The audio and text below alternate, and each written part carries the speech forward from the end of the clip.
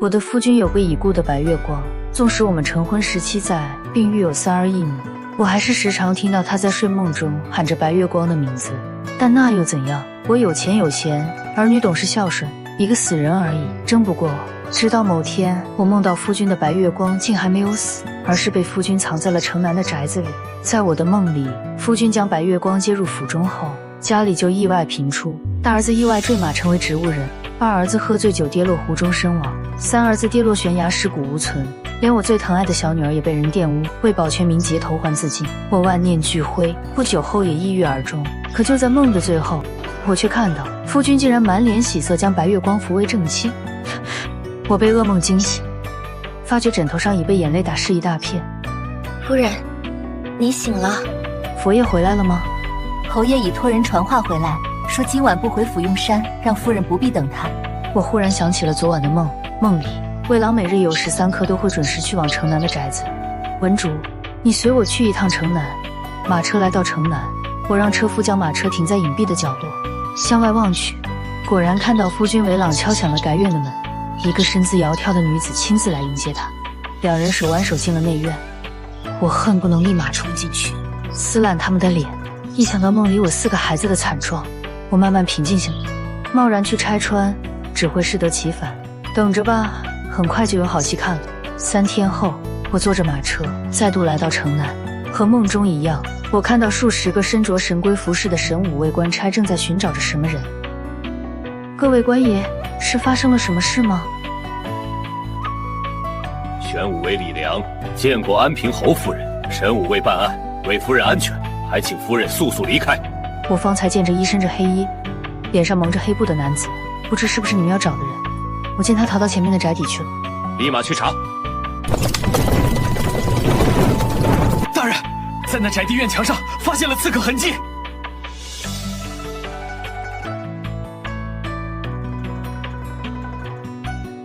我和神武卫一同冲进宅邸时，刺客已经被神武卫抓住。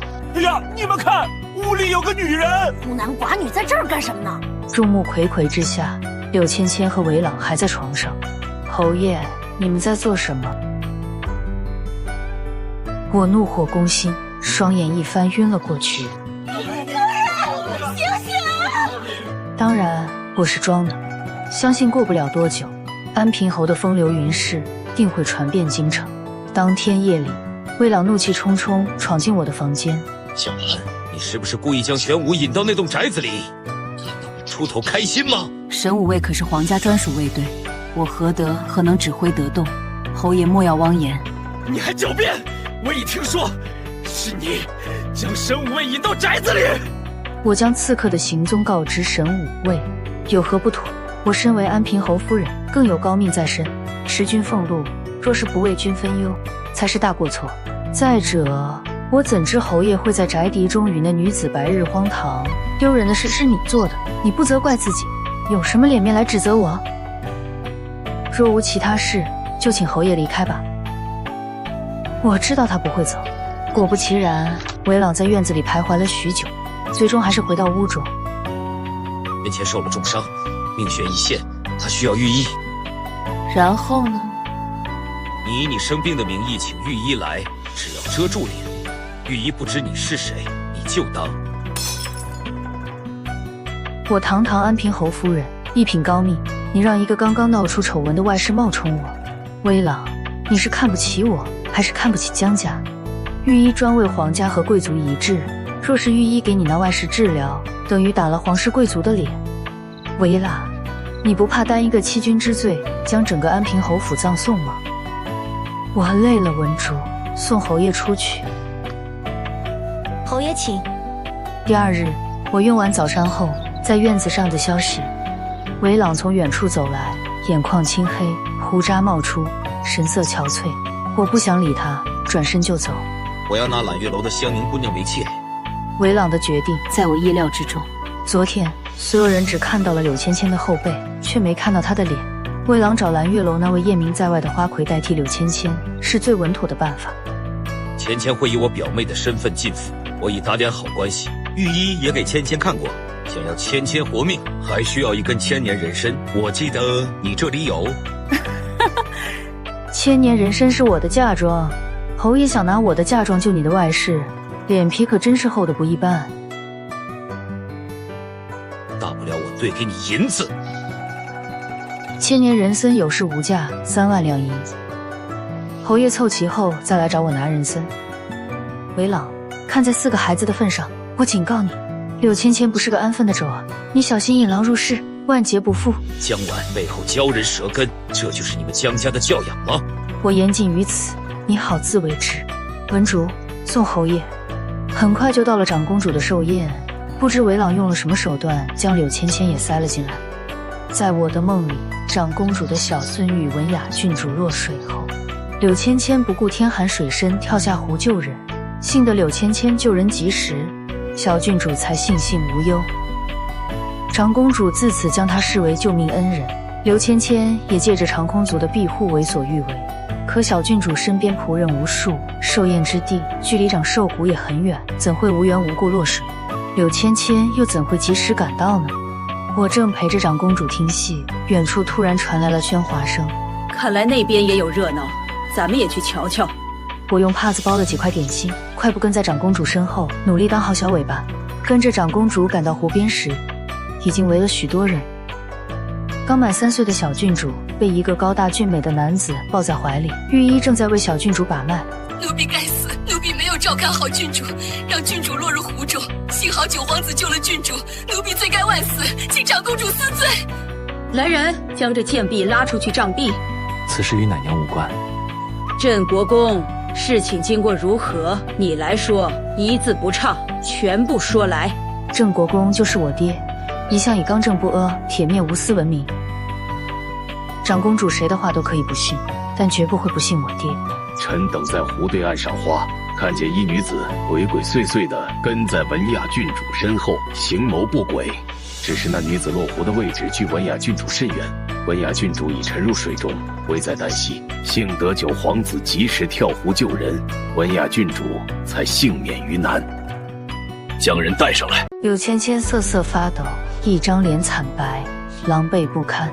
刚被带到长公主面前，就瘫软着跪了下来。长公主，婢女冤枉，是小郡主调皮往湖边去，婢女情急之下拉了小郡主一把，没能拉住。长公主，就是他支开了奴婢。既然你想救人，那本宫就让你救个够。来人，将他踹下湖，等快断气再捞上来。没有本宫的命令，不准停。婢女冤枉，长公主饶命！我从手绢里拿出一块糕点，吃得有滋有味。一旁的韦朗还用唇语让我去求情，笑死！我辛辛苦苦等来的这出大戏还没看够呢，求个屁钱！长公主，此事可能有些误会。现在她重伤未愈，怎可能对小郡主下手？当时我们距离很远，也许是看错了，也有可能。还请您高抬贵手，饶她一命。她是你什么人？芊芊，是臣的表妹。你是在说本宫污蔑她？臣只是觉得，只凭一面之词定罪，未免有失偏颇。事情真相已明了，文雅小郡主和九皇子的身体要紧。我不禁给我爹点赞。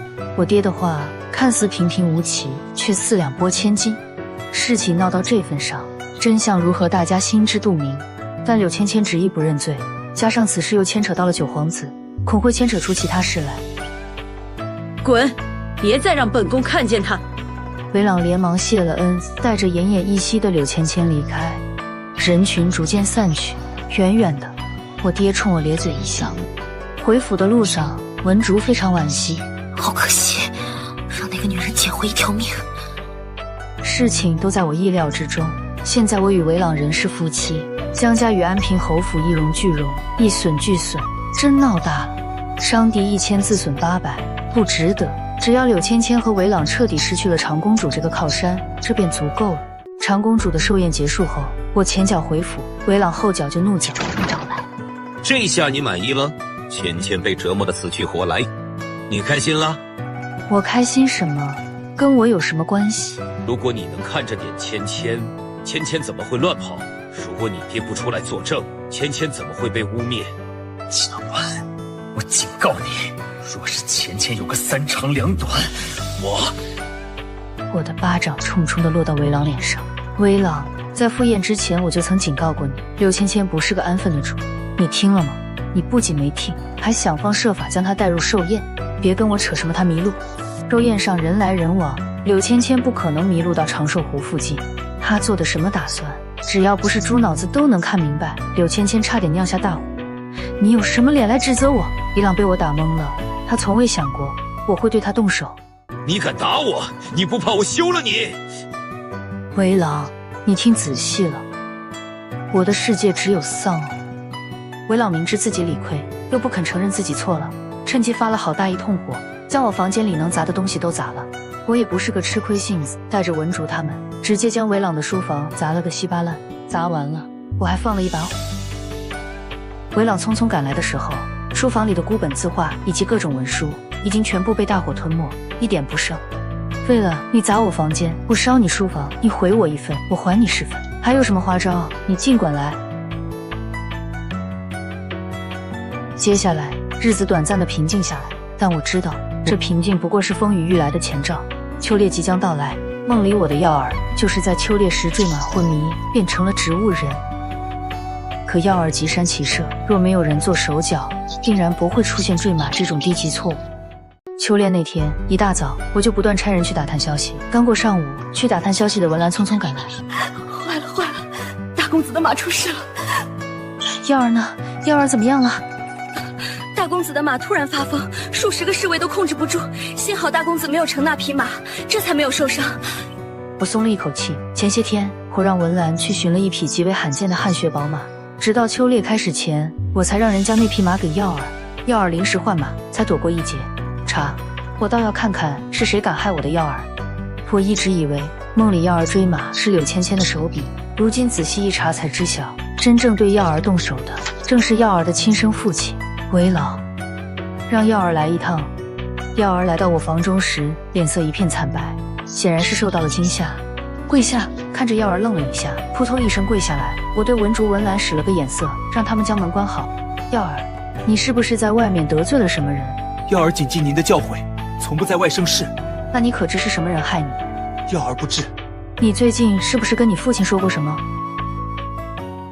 还要瞒我吗？耀儿见我动怒，不敢再隐瞒。父亲被后院的女子迷了心，儿子去劝他，想让他与母亲和好。父亲训了儿子一顿。你还不肯说实话，他都要你的命了，你还为他隐瞒什么？我无意间听见了父亲的谈话，知晓了父亲贪墨的事，想劝父亲收手，父亲不愿，便与我产生了一些冲突。原来维朗想要除掉耀儿，是想灭口。耀儿可是他的亲生儿子啊，怎么舍得？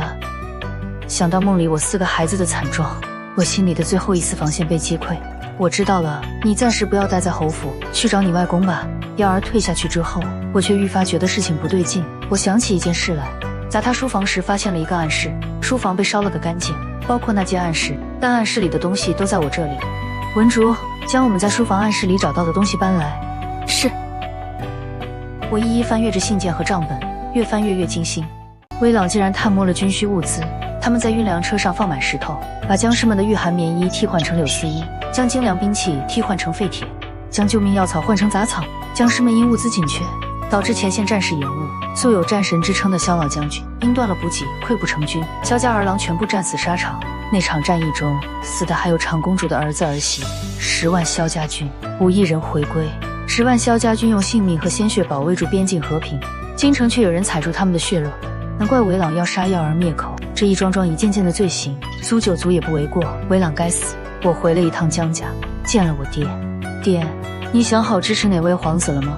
外儿，这不是你能插手的。九皇子心怀天下，是最适合那个位子的。外儿，你想做什么？我要带着孩子们与韦朗断绝关系。若仅仅是和韦朗和离，只能我独自回归江家。我的孩子们还需要留在安平侯府。安平侯府若被满门抄斩，耀儿他们谁也逃不了。我想要保住4个孩子，也想保住4个孩子的前途。他欺负你了，姐，你可知道萧家军覆灭的真相？雪儿郎，他们不是倒在敌军的刀剑下，他们死在了皇权争夺中。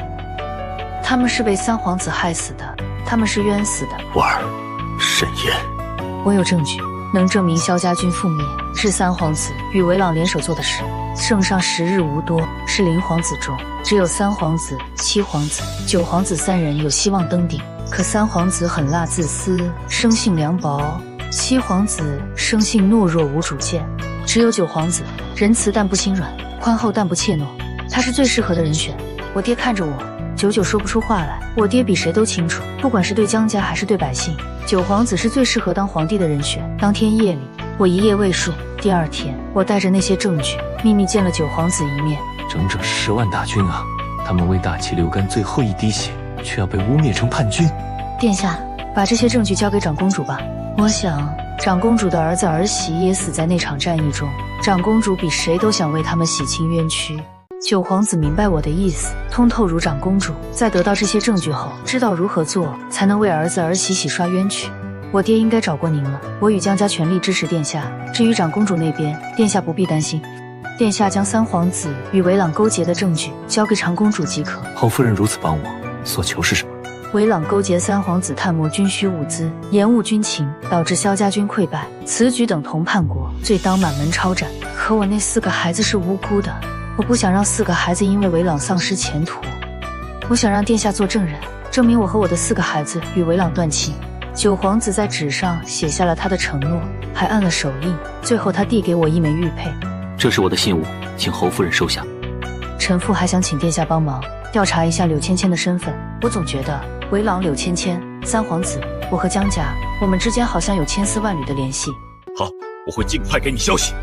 和九皇子分别后没多久，他就差人送来了信件。原来柳芊芊不姓柳，而是姓方，名轻柔。可方家明明应该在20年前的秋闱舞弊案中被满门抄斩，方轻柔又是如何活下来的呢？当即我便去见了韦朗，我已知晓柳芊芊的真实身份。你想怎么样？签了这份断情书，你我一刀两断，否则我就将柳芊芊的真实身份抖出去。小婉，你敢威胁我？与其相看两厌，倒不如断绝关系。我的孩子跟着我，你与你的芊芊姑娘百年好合。韦朗知道把我逼急了，我真能鱼死网破。他也知晓皇帝快不行了，三皇子运筹帷幄这么多年，你万事俱备，登上皇位是迟早的事儿。他已经忍耐了20年，不需要再忍了。我答应你，但是江湾，我警告你，若芊芊的身份暴露，你和你们江家都将死无葬身之地。放心，我对你们这对狗男女没兴趣，祝你们百年好合，原地锁死。当天夜里，我拿到断亲书后，第一时间就带着孩子们搬走。断亲第2日，韦朗就迫不及待将柳芊芊扶为正妻，百里红妆，排场极大。除了耀儿知道我一直在密谋断亲外，剩下的3个孩子觉得我受了委屈，为我鸣不平，我却毫不在意。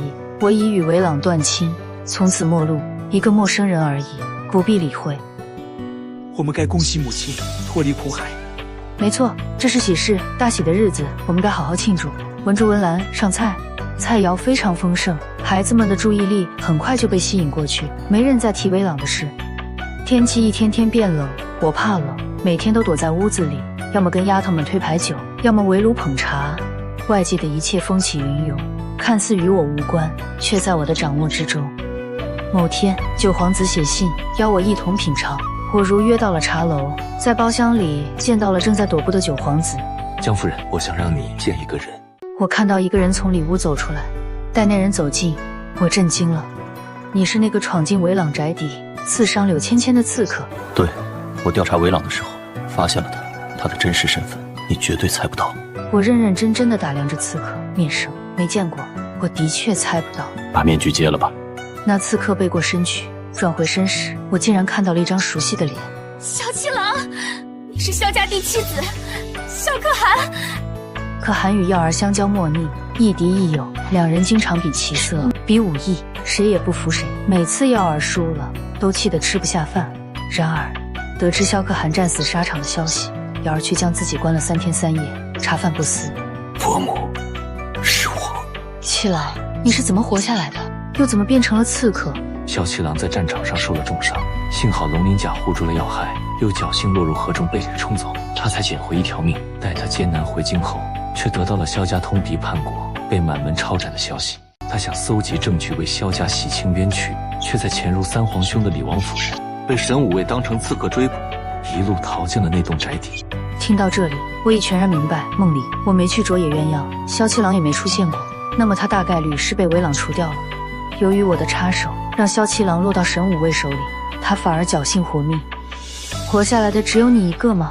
除了我，还有2个人，长公主的儿子儿媳，领养世子夫妇也还活着。领养世子断了一条腿，世子妃在世子身边照顾。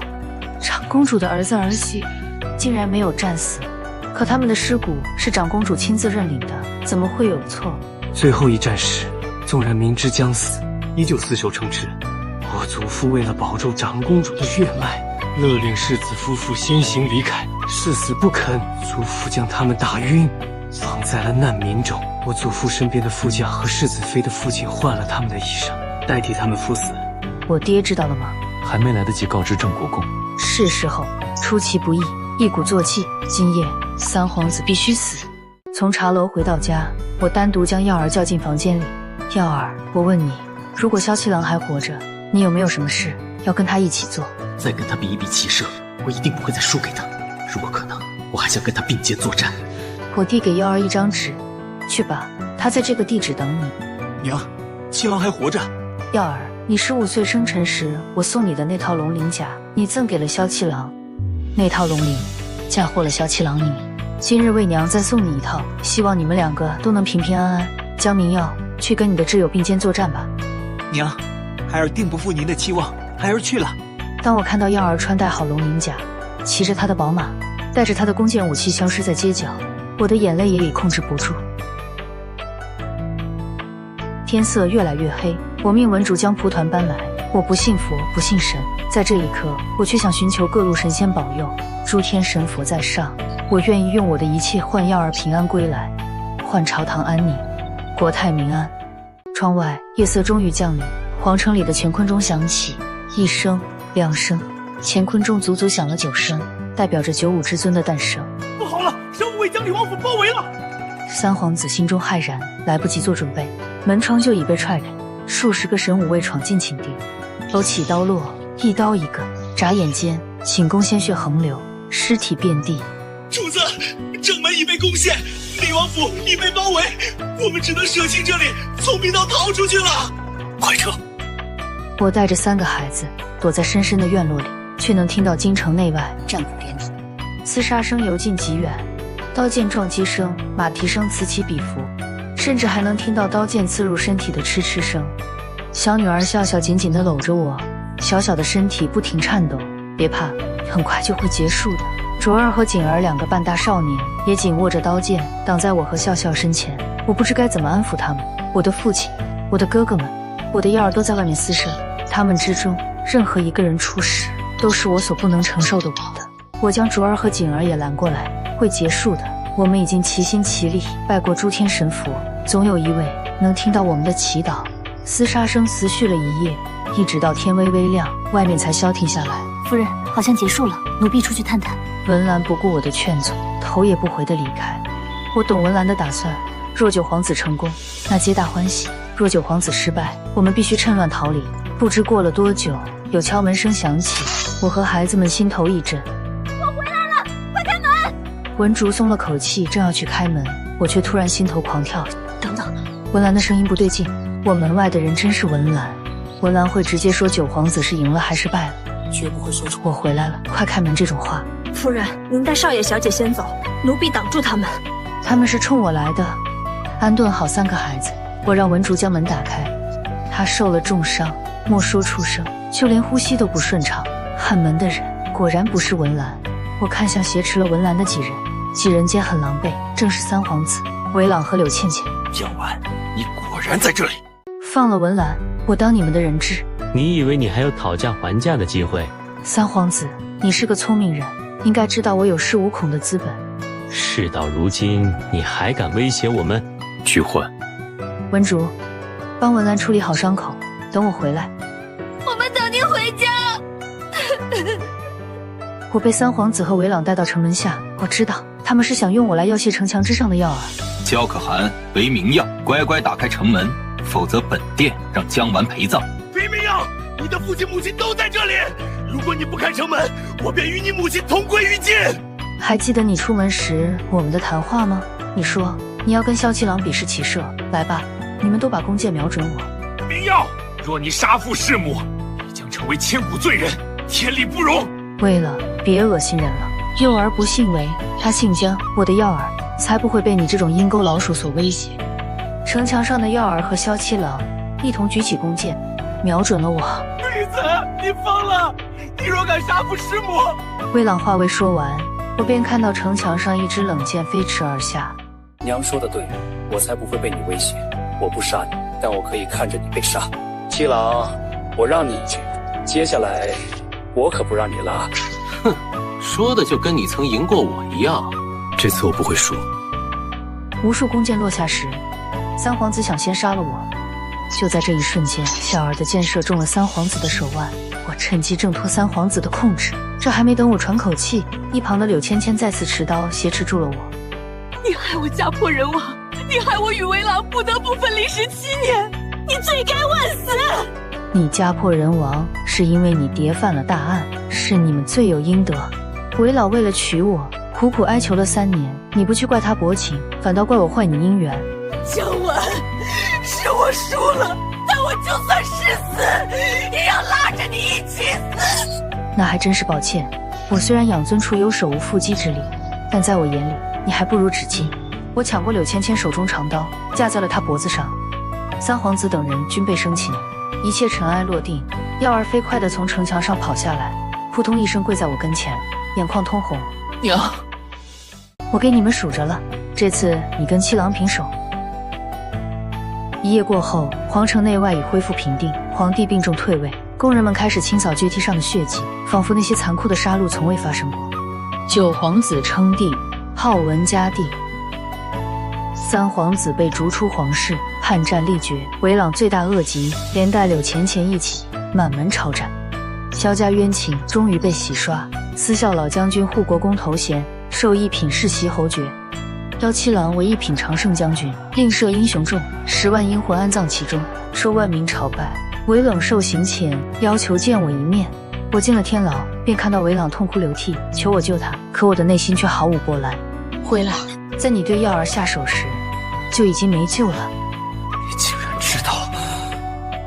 我还知道，你跟柳芊芊准备除掉我所有的孩子，就因为当年方家的案子是我爹审的，你们便将仇恨归结到我们姜家，真是可笑。对了，你书房暗室里的东西是我拿给九皇子，你的事也是我一手策划的。你这个毒妇！回廊问战后，我的日子逐渐恢复平静。可没过几天，我娘就拐弯抹角来问我想不想再嫁。被我拒绝后，还让我爹终于厚着脸皮求到了文家弟跟前。姜夫人，这世上好男儿多的是，若你看中哪个，朕可以为你私婚。我觉得陛下挺好的，不知这天下可还有比陛下更好的男子。朕不行，朕与皇后感情深厚，朕不可以。那我便不会再嫁了。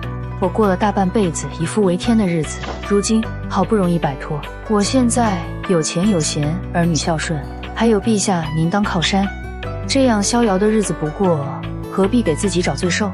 下半辈子，我想换个活法。可能是文家弟见识到了我的决心，他不给我赐婚了，反而赐给我一道金牌。持有这道金牌，我可以做自己想做的事。又赐了我超一品高明夫人，4号明珠。我有明珠1颗，9被沉牢关锁，今朝沉尽光生，照破山河万朵。